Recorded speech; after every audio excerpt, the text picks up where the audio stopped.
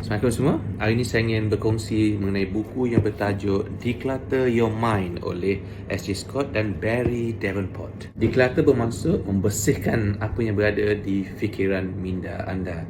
Kadang-kadang kita ada terlalu banyak benda yang berkecamuk dalam fikiran kita. Jadi sukar untuk kita fokus apakah target-target kita untuk mencapai kejayaan.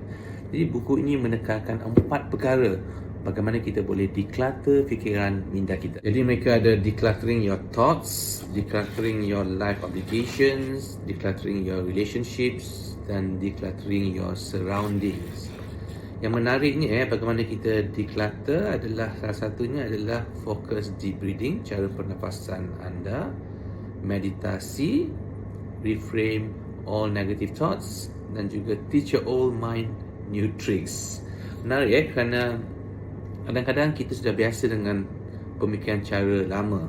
Jadi dengan mengajar diri kita benda yang baru membolehkan seseorang itu fokus untuk kita dapatkan apa yang kita ingin impikan, iaitu target untuk berjaya dalam kehidupan anda.